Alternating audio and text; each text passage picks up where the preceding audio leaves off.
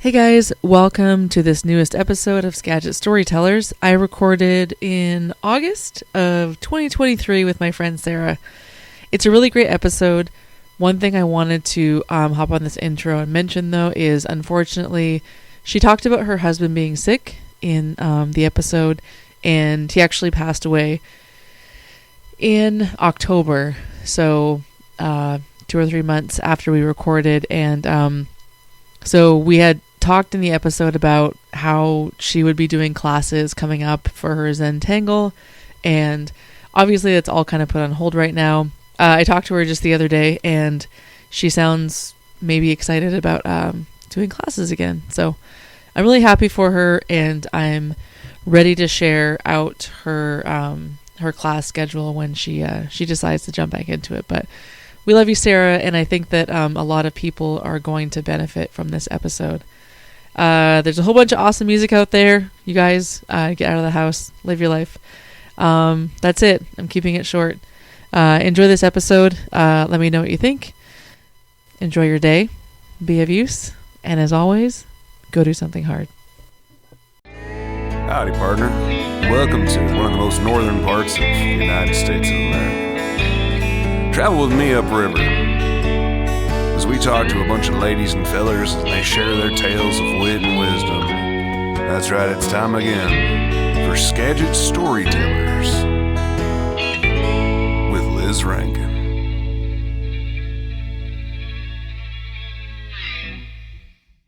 Yeah, I freak out when I'm looking through cookbooks that used to belong to my grandmother's. The handwriting? And then, yes, like, oh, she wrote on this and made, annotations and how to make it better. And yeah, it's not a voice, but it's that. It's a different kind of voice. But see, we got to go towards voice because nobody can write anymore. I don't want my grandkids to see my handwriting.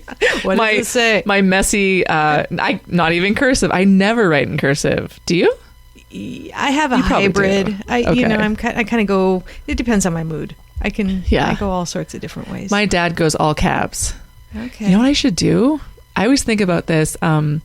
One of my friends got a saying that her dad always says. She got it on her arm in his handwriting. I should get my dad to write something. Actually, you know what? He used to say all the time, and I thought about this recently. So when I'm doing this podcast, Olive is kind of my little assistant.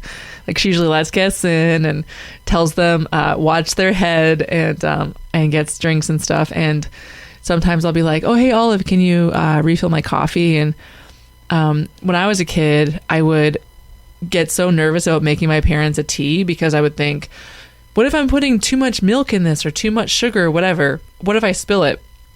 Now I realize it doesn't matter. Just Olive put sugar and milk in it. I don't care because she's doing it. I'm not doing anything. And my mom's name was Genvi, but her middle name was Lou. And so her side of the family would always call her Auntie Lou. And so I just remember, Lou, make me a tea. Just my dad saying that. So I should get that for my next tattoo. There you go. Lou, make me a tea. I love it. All right. Okay, so I like to start these podcasts out by explaining how we met. Mm-hmm. And sometimes when people come over, the story of how we met is, I just met you at the door 2 minutes ago and I don't even know them. But we've met before. We have met. Yeah, ex-coworkers. Exactly, colleagues. You might be my first ex-colleague. Well, Heidi Herder was on. I saw that. Yeah. And I still work with her. Mm-hmm. So, yeah, you're my first. We worked together for 1 year. Mm-hmm. That's right. I was second grade. You were third grade. Correct. So you got my kids. I hope they were good for you. Well, no, they were awesome. You're like, I don't teach anymore because I'm just kidding. No, as a matter of fact, I am still pen pals with one of those students, Alice. Oh, she just lives down the street. Yep, she does. Yeah, so she wrote me a letter and said, do you want to be pen pals? And, or actually it wasn't a question. She wrote me a letter a couple of years ago now and said, I miss you, and if you want to, you can write back. And that's I wrote so back. sweet. I said, I'll always write back. Oh, just not as fast as you do. So they're a great family. Yeah, her brother too. Yeah. And she just came to a Zentangle class that I. Oh my gosh! So that's cool. See, that's why I wanted to have you on. For more reasons, but this whole Zentangle thing. First of all, I'm upset that it's Tuesdays from 6 to 8 because that's my radio show, and so I can never make it. But do you ever do them at different times? I will be. Okay. Yeah, I've actually. And when did you start doing this? Oh gosh. Okay. Do you want my? Wait, I will say when I dropped Olive off this morning, your student said that he remembers doing that in your class. Right. Yeah. So, and that's kind of the genesis story of how I started doing it again, because it was 2013 when I learned about Zentangle.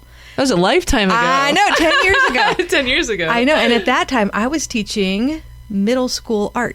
I was a middle school art teacher down in Stanwood. Oh. And I love that job. It's one of my favorite jobs. And it was beautiful, and except for, sixth period. And it was why was that bad? Oh, the management. It was just the time of day? The time of day, and the kids at that time of day were out of control. And at that time, I had taught for, probably 25 years. And I had a pretty substantial bag of tricks for management, but nothing was working. And there was blood. And it was awful. And I was kind of beside myself and didn't know where else to turn. So where do teachers go? We go to Google, right? So, middle school students drove you to the edge. Yeah, they drove me, not to the edge, over the edge, right into Google. Over the edge? Yeah, right into Google. At the bottom of the cliff is the word Google. Yes. Got it. It's like, Google, help me. And calming art activities for middle school students. Did you check the bottom of a whiskey bottle first and you couldn't find the answer? Or a wine bottle? Is there ever an answer there? Is there ever really an answer? That just delays. It delays everything. It does. Thank you for bringing that up. Oh my goodness. But anywho, and after the Google search, what popped up was images. And all these images were beautiful. Like, what is this? What is this magical artwork? And this is beautiful. And there's no way these kids can do this. I kind of got angry. And so, but I thought, well, I'm an artist. I want to learn how to do this thing. And so I just kind of putzed around on Google and the pictures and tried to replicate some of it. And the more I worked at it, the more it's like, oh, you know what? I think these kids can do this if I present it the right way. And so I thought, okay, I'm going to give it a try. And it was my Zentangle miracle that year. I just did some simple patterns. Well, first of all, Zentangle is just the repetition of patterns to create a calm mind and beautiful pictures. And these kids just settled right down, and they asked for more. And real soon, I realized that I had been wrong about them, that they weren't confident as artists, and that was leading to bad behavior. And Zentangle offered them a way to be successful artists, and they loved it. Wow. Yeah, it was really cool. It was magical. I still get goosebumps. So you taught art for 25 years? No. Okay. No. It would be a whole podcast to go through my whole resume, but how long had you taught art for? 3 years. Okay. So in your last year, or that last year, you discovered the Zentangle. So I discovered in 2013. I taught art since 2001, I guess. So it was just those 2 years, 2.5, 3. And I had taught art before, but not since 1990, maybe. Yeah. So that was a while ago, and and I taught every grade level and every subject area, and so I had a pretty diverse bag of management tricks that. But you probably thought after those few years of teaching art, like you knew it all. Not like you were like a genius or anything, but like you knew all these elements, and you knew how to teach them. But then you encountered that class, and you're like, okay. Yeah, this is this is something that I'm not. Yeah, I don't know what to do with. So that was good, and Zentangle was a surprise too. Because like you said, I knew it all. Yeah. Is there like a history behind Zentangle? Oh, Okay. Yeah, there is an evolution. I brought the book so I wouldn't.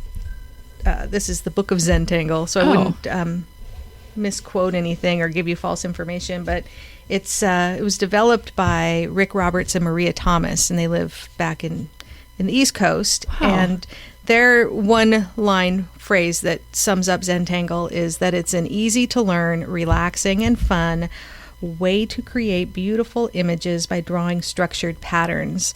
And they're all based on just a dot, a line, a C shape, an S shape, and a orb or a circle shape. Wow. And so anyone can do it. And then their tagline is anything is possible, one stroke at a time. And so they draw these really complicated looking. Well, that's a good design. line for anything. Not just art. Well, and Zentangle is a beautiful metaphor for, they don't own the patterns, but they own the method for teaching them. Right. Because patterns exist in the world. They belong to the universe and to everyone in it. But their method for breaking them down and getting cadence with your breath and relaxing into it. There's breath work involved? Oh, yeah. It's very mindful exercise. Gosh. Yeah. And it just calms your blood pressure. And are you the only person that does this in the Valley? In the Valley, yes. I'm the only certified Zentangle teacher in the You're a Valley. certified Zentangle teacher? Well, yeah, let me tell you how I got that. Oh my gosh. And I'm so excited. Yeah, so in 2013, once I learned that these kids were responding to what I could glean from Google, I spent that summer, I went back to Rhode Island, got my certification. Is that where you're from? No, I'm from here. Oh, okay. I'm from the Skagit Valley. So you went all the way to Rhode Island? Because that's where they offered the class and the certification. Wow. Yeah, and it was just like a long weekend sort of thing. So it was like all day, every day for 3 days, and learning the method. Yeah. And some of the fun patterns and how they work together. And it's still an evolving artwork. They're still working on new types of materials to use and new patterns. And even lay people who aren't certified Zentangle teachers will submit ideas for patterns and get them approved, and they become part of the canon. Yeah, so wow, that's it. And so I did Zentangle for a while. I taught classes just here, at public libraries and some church basements, and just here and there. Up at Whatcom Community College, did some community outreach stuff, and then with teaching during the school year, it's like I'm kind of busy. And by that time I wasn't teaching art anymore, so it didn't seem to serve that purpose, so kind of let it go. And then I just picked it up again recently when we were working together at Edison, and we were coming out of the pandemic, so it was kind of part-time in school, part-time at home for the kids, and A group, B group. The Let's not craziness. talk about it. I know. It gives me a bit of PTSD. During that time, during the plague. and so I needed a Zoom activity. Yeah. And so I thought, okay, I'll try this Zentangle. Well, because your first group was with 6th graders, right? Right. Well, I did 6th grade at the other school at Bayview, and I didn't do anything. I was so busy learning how to put curriculum online. Yeah. That I didn't do. Oh, I meant when you first did the Zentangle. Nope, it was 3rd grade. Oh, I thought you looked up Zentangle when you were teaching 6th period. Oh, yeah, 6th period in the middle school. So when I first started Zentangle, middle school. Oh, but you didn't teach it. Oh, no, you did. I did. Okay. But not as a certified teacher. Got it. I was. So your first time kind of doing it in the school was with those 3rd graders. Yes. And that was my question, because I wondered how young can you go with can you hold a pencil? Oh, okay. Yeah. I've been an artist in residence in Denver schools, and where I go for a week at a time and work with all grade levels. You go to Denver and do that? I have. I did for 2 years. I did that. Yeah. Wow. I have an old friend who works in a school there, and she talked to the PTO, and they arranged for me to come in. And that sounds amazing. Dude, it was really cool. So kindergartners and beyond. And now I mostly teach adults. And I taught a class last night, and there was a 7th grade boy there, and he loved it and asked for my business card. That's awesome. Yeah, so it really it suits all ages, anyone who's interested. Is he an Edison student? No, he's a Stanwood student. Oh, okay. Oh, you taught in Stanwood? No, last night would have been your Edison. So last night I was in Edison. He and his mom came up from Stanwood to take the class. Yeah. Wow. Yeah. People are traveling for this. Oh, there's a group of women that come from Seattle every time I have a class. What? I know. It's crazy. Are you just surprised every week when people show up? Yep. Not maybe surprised, but just so grateful. Super grateful. Yeah. And that's funny because that you use that word, because that's the first step in the method for teaching, is just acknowledging how grateful we are for the moment and for the opportunity to be together. And that's great. Yeah. Because is it sort of meant to be, is it meant to be in a group? Not necessarily. Is it kind of discouraged, like, don't do this on your own, do it with a group of people? I would say do it however you need to or want to, whatever makes you comfortable. I will say I get more gratification from a group exercise, because my favorite part of a group class is at the end when we put all of our work together and make a mosaic. Oh. And we can see, how I'm giving instruction, but everyone's interpreting it different and putting it onto their paper differently and creating something equally beautiful but entirely unique. Yeah. Yeah, which is a cool metaphor for life too. Yes. We're all sharing this experience of life, but we're all projecting something unique and something, uniquely beautiful. Are you doing like a guided teaching with do you have like a screen? Mm-hmm. Okay. I have a screen and a projector. Okay. And I just say now, I'm gonna do this pattern called Narfellow, and this is how you draw it. And I draw it, and they see it, and they just draw it how they see it, and it's always unique. So they don't necessarily what you're drawing. Their drawing doesn't look like yours. It might resemble. Okay. Like might be a cousin. Okay. Yeah.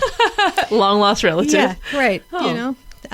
But they all look unique, and it's like writing too. You know how your voice is very distinct in your writing. Like you could say to a bunch of authors, okay, let's all write a story about a barn. Yes. And you don't know what you're going to come up with. Right. Yeah.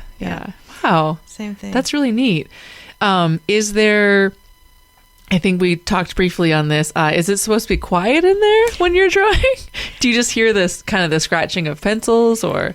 Optimally, it's a quiet space and a calm space, and I generally play some quiet music, and people will visit a little bit, and I think adults especially have a hard time staying quiet for long when they're sitting next to their friends, because they've done it together. They've come together to this class for social time. Yeah. They got to talk. Well, go to any professional development course. Exactly. We are the worst students. Well, it's so true. And a lot of my students who come are teachers or retired teachers.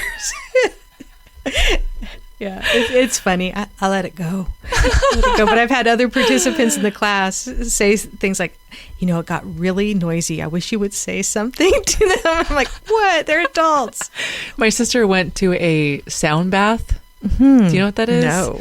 I think you could just kind of lay there and someone plays there's like these bowls, almost like a brass type, and they hit them, and so it's just these long notes, and it's called a sound bath. And the lady beside her was, I guess it's okay if you fall asleep, but she was literally snoring. My sister was so mad. And she's like trying to relax, and it's not the kind she's of like, sound why I didn't came the instructor wake her up? So I just thought about that. That's funny. So how many people are in your class? The last two classes have sold out, which Sell-outs. Whoa, that's so awesome. Popular. It's so cool.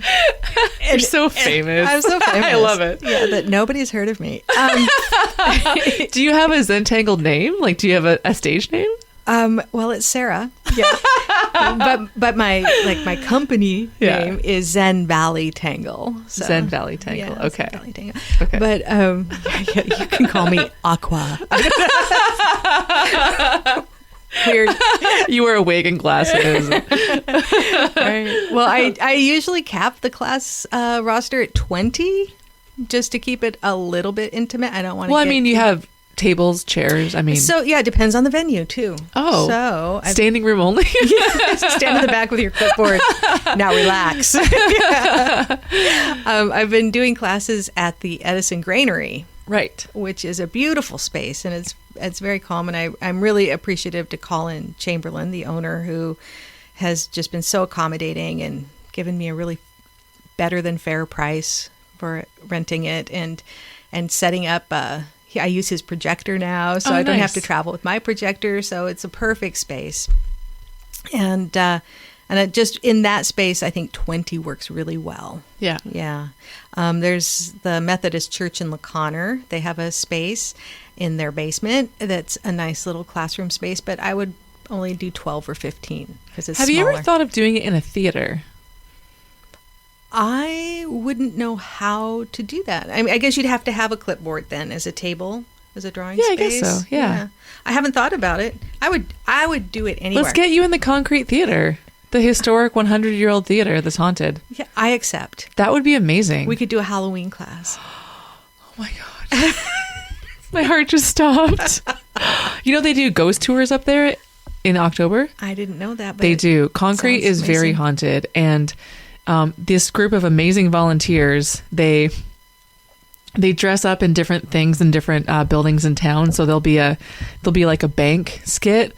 So the tour leader will bring the group to the bank, and somebody will share the story of something that happened in the bank and explain a story, and then they'll act it out. And they'll do things in the model, which is right beside the hub. They'll do things in the hub, the bar, in the theater. They'll walk by the hotel there and tell stories, and they're mostly true. It's amazing. People come from all over for these ghost tours. How have I lived here my whole life and never heard of that? That's amazing. Okay, I'll talk to Val. She's the theater owner, and we'll get that going. Oh, that'll be so fun. That would be fun. Goosebumps. Yeah. Okay. So normally you do them sitting at a table. Normally like a classroom kind of situation. Yeah. So, I'm going to go back in time because I was giving you my Genesis story. Oh, yeah. This podcast will just go don't worry about it. Yeah, back, because, forth, go. I just think it's kind of interesting how it all evolved into what I'm doing now.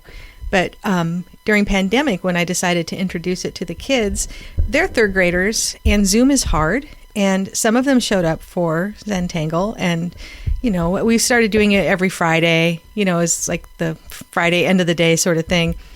And then pretty soon, not very many kids were there, but there was this one kid who was always there with the camera off, but he was always there. Yeah. And then I learned through email that it was really his mom. Oh, wait, I know who you're talking about. I think you do. Okay, yeah. And she confessed. She's like, yeah, he's not doing it, but I need this. This is really helping me. And so it just was the two of us then for a while, and we kind of bonded. And so it was a combination then. Then I left Edison. I actually left teaching at the end of that year. I quit. But then another job opened up. So before I actually severed ties with the education system, I was able to slide back into a job I had as a librarian. And that job was in Stanwood at the middle school where I had been the art teacher. Where it all began. And it was like going into a time capsule, because when I had left that library job before I was the art teacher, they had closed the library job. So no librarians at the middle school anymore. You're teaching art. So when they decided to open the library back up, all of my handwriting was on everything. All of my files were still in place. There hadn't been a librarian since I had left. So you only taught art because you had to? Because I was taken out of the library, yeah. Wow. And so now Stanwood said, well, the library job is back open at the middle school. We decided, the teachers fought for it, but I had to split between the two middle schools. So I've been doing the library job at both middle schools there. And next year I'll be adding the high school. So I'll have the high school and the two middle schools where I'll be the librarian running in circles. But what happened was I took a leave of absence in the spring the last 2 years because my husband's been really sick.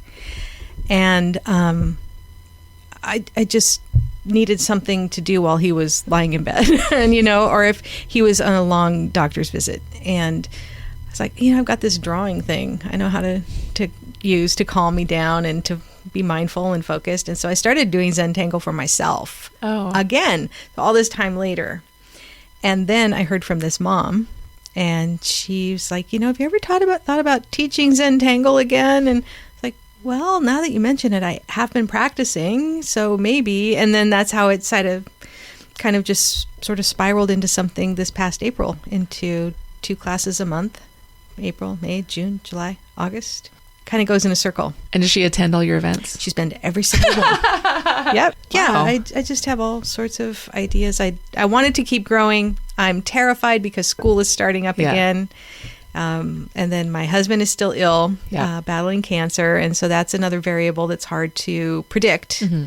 It makes kind of everything, a little tenuous. That's kind of been my attitude. This whole thing is like, okay, I'm going to start with 6 summer courses, and each one has gained momentum. So I can't stop because I feel like it's almost like a promise I've made now. Yeah. And I'm doing a weekly blog post and a weekly newsletter because I wanted to do some sort of original content every week to keep everybody kind of plugged in and working. So I do a weekly drawing tutorial and a mindfulness blog post. So the ones on the post, are those not the ones you do in your class? Separate. So I guess I'm just curious, this is your version. What does the student's version usually look like? All over the map? All over the place. I could show you a picture. Yeah. It's pretty amazing. These are beautiful. But looking at it more, I'm kind of looking at it more. I think I could do this. Of course you can. Yeah. And you're artistic too, so there's a double whammy. But my favorite students are the ones that These are amazing. They think they can't do art. They have no idea. And at the end of the class, they're so proud of themselves. And they should be. And they've proven to themselves, I am an artist. I don't know why this surprises me. I'm a teacher. This shouldn't surprise me, but wow, these are amazing. But you see how they add their own... Yes. Yeah, their own voice, their own... little... Wow. Lisa, if you hear this, we're doing this at the Hub. Actually, I recorded an episode with Lisa. Okay. And she's going to open up a gift shop beside the liquor store in Concrete. And she talked about how she started crocheting. Her grandma taught her. And it's the sweetest story. And she's such a great person. Okay. This is going to happen. Yeah. So what you're looking at right now that's filled with color and it's filled with something that actually looks like an image. It looks like fish and water. So they all draw on this. Yep. Okay. Got it. This is not pure Zentangle. This is called a Zia, Zentangle inspired artwork. So I love all these terms. I know. A true Zentangle would just be in black and white and shades of gray. Are these yours? And these are mine. Yeah, this is my little sketchbook. Wow. These are from my weekly tutorial. So this shows the pattern I taught and then how to incorporate it into... I'm almost mad at you that you introduced this to me because... It's addictive. Well, and I sit here and I get to listen to my podcast episodes, and I often think about, I always like to do 2 things at once. So sometimes I'll work out while I'm listening. Yeah. Or do trivia questions while I'm listening. But this could be another thing I could do. You absolutely Olive would love this. I wish, she would. I wish I brought some materials I could leave with you. Oh my gosh. But I know how to find you now. Yes. Mm-hmm. I'm blown away. This happens every time I record with people. These were all my practice ones. Oh. So I do a lot of... Those are practices? I do a lot of practice before I take it to class. I look at the class roster. I would buy that for that square for $10 right there. Oh my gosh. That's beautiful. I'll laminate it for you. Oh, stop. Gosh, that's amazing. Yeah, so I have to determine what I think would be good for this particular class. If I know the people coming, I'll know where they are and their skill level, and I can find something for them. If I don't know, then I try to keep it maybe a little more simple. But because that has some slight brown in it, that's a Zia. This is a tan tile that's put out by a tan paper tile put out by Zentangle. Okay. And they have introduced brown into the tan with white, and they call it the Renaissance tile because of the color scheme. As I said, it all started with white squares with pencil and pen, period. And now it's just evolved. So you provide the materials? Yep, I provide the materials. People get to keep them. Now, last night, I did have an extra materials fee for the watercolor pencils because we added the... Oh, okay. Yeah, Got it. It was a little extra charge for that. Wow. And how much is a class usually? A basic class, including materials, is $35. That's it? Oh, nice. Should I charge more? I guess I wasn't sure what to expect. But when you say people can keep the materials. Yeah. Yeah. And then this one last night, it's bigger, it took longer, it's more complicated. This was a $45 class, and then the extra materials were another $25. So it was a more substantially priced course, but I think you can ask the students and they would say it was worth it. Yeah, it is. I mean, I don't want you to raise the price because I'm going to take it eventually, but that's awesome. I mean, I can't think of anything else that's like this besides maybe like the paint and sip type classes. Yeah, it's a lot more focused. A lot of people look at Zentangle work and say, well, that's just doodling. I do that when I talk on the phone. Yeah. And I explain that the difference, while they do look like designs that you would doodle, the difference is the mindset. So doodling is mindless and Zentangle is mindful. So would you discourage drinking while doing this? Do you have beverages at your nights? Well, it really depends on the crowd. BYOB? Yeah, exactly. I do tell people bring your water bottle. Now, what you put in it is up to you. But I have done private classes at homes where, there's a couple of bottles of wine out on the table and, and it does help some people. Some people have such a strong, what's the word I'm looking for? They freeze up and they're so nervous to make art. Oh, so this would be a good thing. It just kind of relaxes them.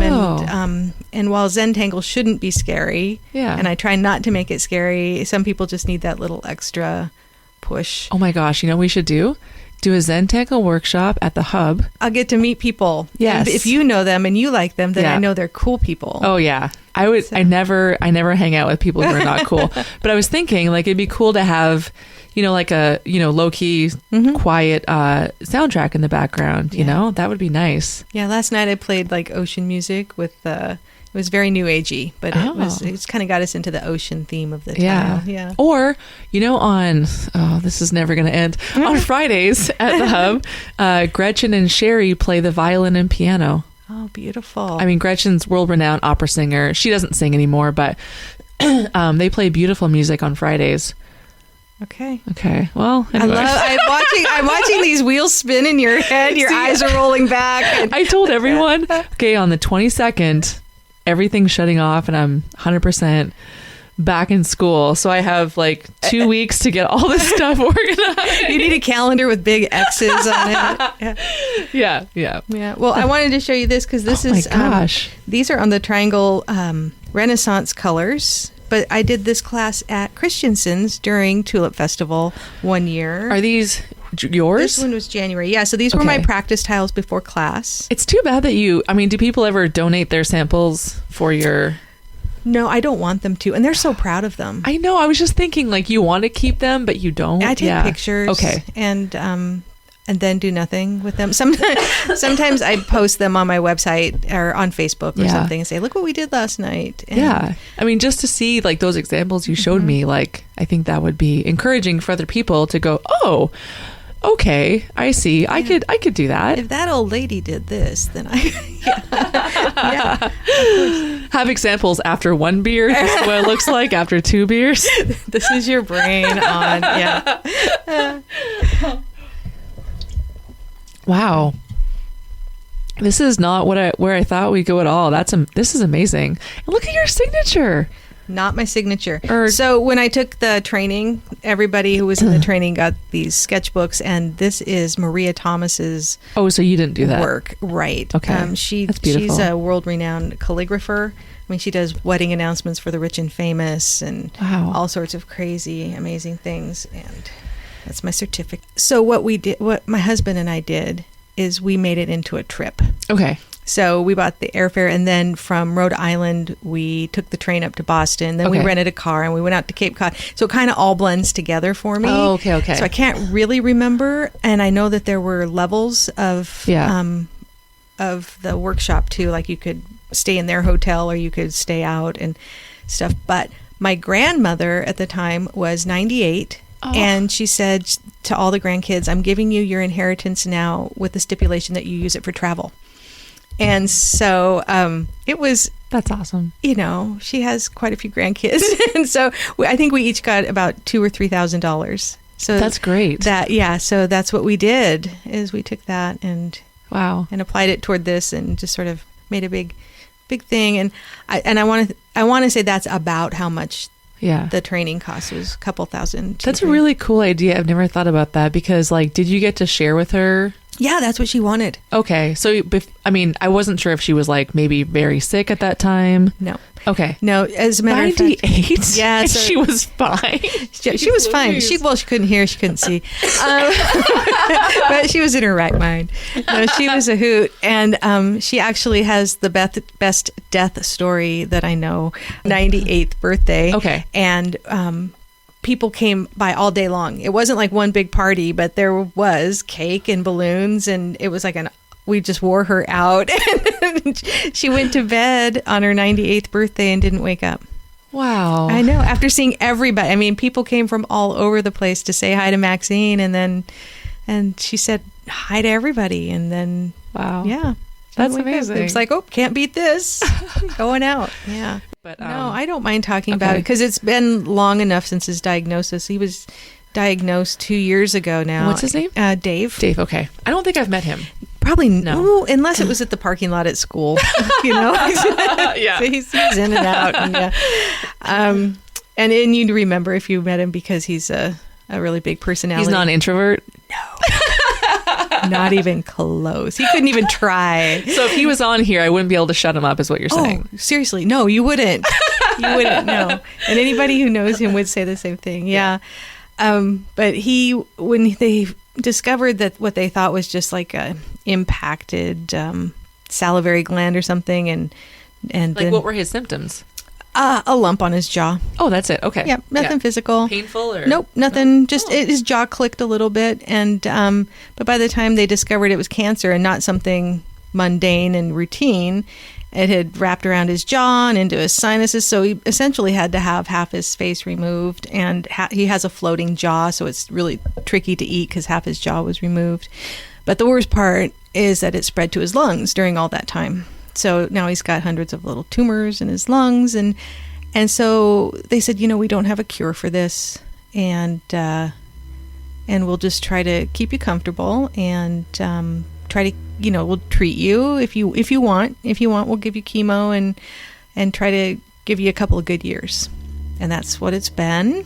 A couple great years. He's had some moments where we were in ICU, scary times, and then this summer he's had a couple of lung procedures because he had a chronically collapsing lung. So they did a really wonky procedure that kept him in the hospital for a week to get his lung essentially glued to his chest wall so it can't collapse. So it sounds weird, but when your lung collapses, can you just not breathe at all? Well, this is strange. They could see it on the x-ray that it was collapsed, but because he was in such good physical condition before the cancer, he could still breathe fine because his other lung was compensating. Wow. Yeah, so he didn't feel like he couldn't breathe until they fixed his lung, and he's like, oh, this is what it's supposed to feel like. So he had really minimal symptoms from the collapsed lung, but and it was caused from the cancer, the tumors that were just irritating the pleura and all that stuff. But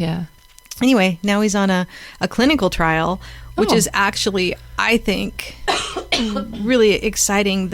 So far, he's had 3 infusions of it. It's a chemotherapy drug, and it's brand new. I think they told us he's the 4th person in the country to have it. That's great. How did you end up getting on that? Well, we're working with Fred Hutch, and so their study teams are like, let's test this guy and see if he has the right protein markers in his tumors that qualify him, and he did. And so he's on it now, and he's got really mild side effects. So he's living a pretty full life. And we don't know yet if it's working. We have in 2 days, Friday. On Friday, we'll get pictures. Wow. So we'll know if it's working or not. But the design of the drug is in 2 pieces. And the first one is a antibody that your body already produces that targets a protein, and that protein is in the cancer. Oh. cancer cells. So the drug seeks out the cancer cells and then releases the poison, rather than let's just pump your body full of poison and let it go everywhere, which makes you really sick, as you probably remember. I feel like we'll look back at that phase in medicine and go, I can't believe we thought that was a good idea. Yeah, I'm no expert, but yeah, I guess it's part of the evolution of knowledge, right? Yeah, exactly. Yeah, you got it. You just got to keep doing stuff, and hopefully something, sticks. Wow, that's amazing. Yeah, I'm looking forward to the day when we figure out how to make our own bodies combat its illnesses better. Yeah. So you said you'll find out Friday when he gets his. Yeah. Can he feel a difference? Or I think so far he has not felt the symptoms of cancer, but he has felt the side effects of the treatments. Big time. Yeah, his weight is way down, but not as far down as it was. He's up to, like 120. Yeah. And I remember when I used to weigh that. Yeah. And but oh gosh, last spring he was like 105. Wow. And so that's Is he pretty tall or? Oh, 5'8", 5'9". Yeah. Yeah, so tall enough. Well, you're not super tall. Super tall. Some would say I'm actually short. Yes. What? When you were talking about that mom that you were surprised she was so tall, I thought, well, depending on who she's standing beside, she's very tall. And next to me, almost everyone. That's why I like third graders. I'm taller than most of them. I love it. So Zentangle, librarian. Are you from LaConner? You said your grandma was. Yeah, I grew up in LaConner. Okay. My mom grew up in LaConner. Yeah. So. Have you ever lived anywhere else? Yeah. Well, you live in Bow. I live in Bow now. Or Edison. Yeah. Yeah. I've lived a lot of places. Wait, where did you meet your husband? Is he local? Oh no, he's from Ohio. He's quite a bit older than I am. He's 15 years older than I am. Okay. And he is a retired special ed teacher, 40 years in special ed, and. He came out to Washington in the 80s, and he was a special ed teacher, and I was working in LaConner teaching middle school and decided I had to get out, so I left the country and moved to Korea. You did? Wait, we've talked about this. I must have known this. Okay. Yeah, we've talked about this. Yeah, so I lived in Korea for 3 years working at Seoul International School. In Seoul, okay. In Seoul. What area of Seoul? Songnam. North, south? I never saw it on a map. Okay, just because I lived in Ilsan, so if you look at the subway map, we're in the top left-hand corner. I'm going to say bottom right-hand corner for me. Okay. Yeah. Isn't the map just beautiful? Oh, it's amazing. Yeah. I love it. Yeah. Anyway, okay. Yeah, I love the train system. And I bought a car, too, so I drove there. Okay, really quick side note. In Anacortes, there's a breakfast place called Dad's Diner, and they have an item called Korean street toast. Okay. Oh, Sarah, you're going to cry. It's so good. I said, I'm ordering this, but you need to tell me, why is this on the menu? And she said, we had a special one day and everyone loved it. So now it's on the menu. Okay. Yeah, you'll have to try it. I will. Okay. Go ahead. All right. I'll get the details from you So after. you lived in Korea for 3 years? I lived in Korea for 3 years. And at that time, Dave came to work in LaConner. My mom was the principal at the middle school. And so for years, I heard, oh, you got to meet this guy. You got to meet this guy. And I was like, oh, mother. Like she wanted you to set you up with him. Yeah, she wanted to set us up. I was like, don't be ridiculous. She was, stop, Mom. Aww. And so she's at school, evaluating him and going, hey, by the way, someday my daughter. Yeah, seriously. Oh, look at this picture of my daughter in Korea right now. Well, so I kind of let it go, and eventually I moved home, and I was working in Stanwood, teaching art, and my mom was very involved in LaConner Community Theater during her time as a principal. So she would put on these community plays, and I think now looking back, it was just all a big ruse. Like it was a big pull. It was to get you guys together. It was a scheme. Yeah, it was shenanigans. So she decided, we're going to do Hello Dolly, which is a matchmaking story. And she got all the people she needed for most of the parts, but she still needed 2 parts. Now, I didn't qualify because I wasn't living in LaConner or working in LaConner, but she's like, no, we need you. And so I acquiesced, and I came out for the play. Wait, are you an actress? I mean, only when I have to be. I'm thinking about like, isn't she picking people that have acted before? Well, I was always in all of her plays because she made me. You know, it's your mother. Well, geez, that's a whole side story. I can kind of sing. I can kind of act. I can do basic choreography. You know, it's just the easy stuff. It's LaConner community. It's not pro. Do you play any instruments? I play piano. What? And just a touch of ukulele. Just a touch. Anyway. So anyhow, so I'm in the play. Dave's in the play. And and you guys were like the love interest? No, we were just in the play. It was just to get us to meet each other finally. Yeah. And yeah, sure enough, I was in the checkout line at Hagen like the week after the play, and he called and asked me out. And there you go. That's amazing. And I said, well, okay. Yeah. Yeah. And right away, where'd you guys go for your first date? The LaConner Brewing Company. Okay. For pizza. And so during the date, were you like, oh, this is why my mom wanted me to meet him? No, I was like, oh, he's pretty nice. You know what? You know what I loved about dating Dave? Was he's such an extrovert. Yeah.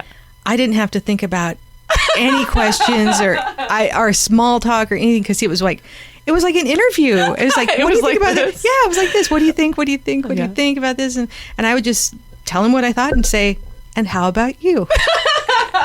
And then it was just that for 2 years, and it was all good. Yeah. Wow. So that's it. Where'd you guys get married, in LaConner? No. Our first sleepaway date together was at Roach Harbor. We went to Roach Harbor for a weekend, and so we decided when we decided to get married, we thought we'd go back to there, because it was kind of the beginning. So it was just small with family. Is that local? I don't know what it is. Roach Harbor on San Juan Island. Oh, okay. Yeah, so just friends, close friends and family, really small. Spent the weekend out there, and it was in the winter. We don't even know what day we got married. We don't know when our anniversary is. We just know it's the week between Christmas and New Year's, because we were both teaching, and so we wanted to get married in the winter. That's and so funny. It was Christmas break. And so we went out to Roach Harbor with our friends and family, and it was around the 27th or 28th or 29th. Yeah. And then we had a big party for New Year's Eve. Nice. Back in LaConner at Maple Hall. That's and hired perfect. a band and invited everybody we knew. Nice. What band did you hire? Dillinger's Clam Bake. What does he do for work? Or no, you said he's a teacher. He's retired now. Okay, he was a teacher. Yeah, he was a teacher. Yeah. He worked in LaConner, and he ended at the preschool. He was a preschool teacher for the last 10 years. Oh, cute. Yeah. And he's still kind of a preschooler. Well, I was going to say, so like when my dad retired from the mill, he just started doing other stuff. So like, did he start doing, what was he doing? Yeah, when he retired, he ended up going to work for a convalescent center affiliated with St. Joe's Hospital in Bellingham. Okay. And he drove the bus. Oh. And so he took little field trips with the residents and drove them around and drove them to their appointments, and mostly just took field trips out to, scenic points. And yeah. Well, an extrovert would love that job. Oh, he knew everybody. And then he was taking it upon himself to do favors for them. Like this one grumpy lady who was complaining about a tree in the parking lot, ruining her view of the parking lot. And he went out one day with an orange vest and a heart and pretended to be official and cut down the tree in the parking lot. Oh my gosh. Just to please her. Yeah. So that's just the kind of guy he is, willing to break the law for his friends. I'll make sure to edit that part out. I don't want him to get in trouble. And then, so is he also kind of artistic like you? Like, does he do the Zentangle thing? That's really funny. He would say no. And when he looks at the work that I do with people, he'll say, this would drive me nuts. This just crazy. But he's come to one of my classes. Oh. I did a class for a small group, Glacier National Park.